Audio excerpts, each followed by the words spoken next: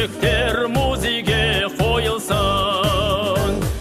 Кел достарым, ән бастадым, көтеріп шаңғырып. Данасын дана, баласын ана, жоқтамасын мәңгілік.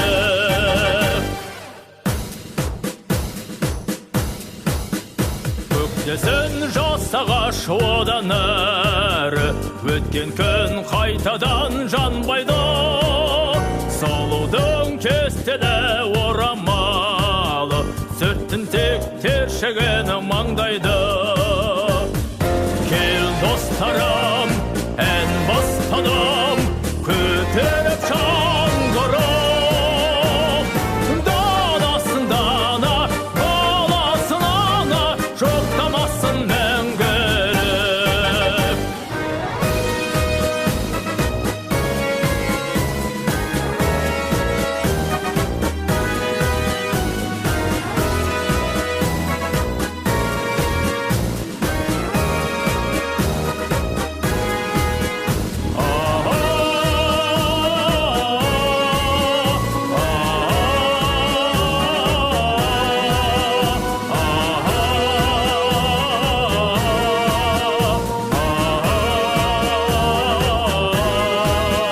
Қайғыны білмесін анашаны, қазіргі адамдар аман сол. Әлемнің бар сәби балалары, оянсын ұйқысы қанған соң.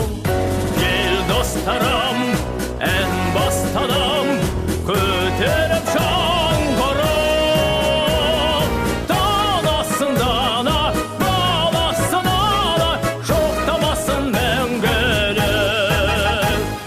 Кел достарым, ән бастадым, көтеріп шаңғырып. Данасын дана, баласын ана, жоқтамасын мәңгілік.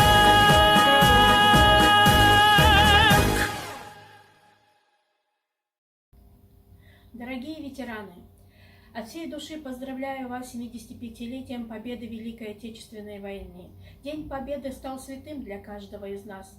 В этот день мы вспоминаем тех, кто шел навстречу смерти в боях, кто своим трудом в тылу приближал победу, кто поднимал страну из руин.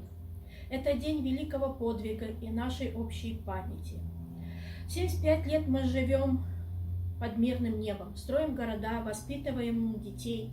Чем дальше от нас военные годы, тем глубже осознание великого подвига советского народа. Проходят десятилетия, сменяются поколения, но память о великой победе нашего народа остается в наших сердцах. В день Великой Победы желаем всем крепкого здоровья, душевного тепла, внимания и заботы близких, чистого неба над головой. И пусть мирным будет каждый новый день. С Днем Победы! Биыл 9 мамыр күні сұрапыл соғыстың аяқталғанына 75 жыл толады.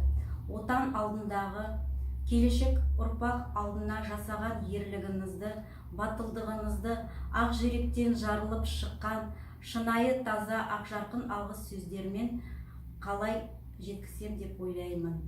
Қанша алғыс айтсақ та көп болмас еді. Біз әрқашан сіздің ерлік батырлығыңызды неміс фашистермен бетпен бет келіп тайсалмай шайқасқан күндеріңізге мақтан етеміз. Құрметті ұлы отан соғысының ардагерлері, сіздердің ерліктеріңіз, тылдағы ерен еңбектеріңіз үшін бас иеміз.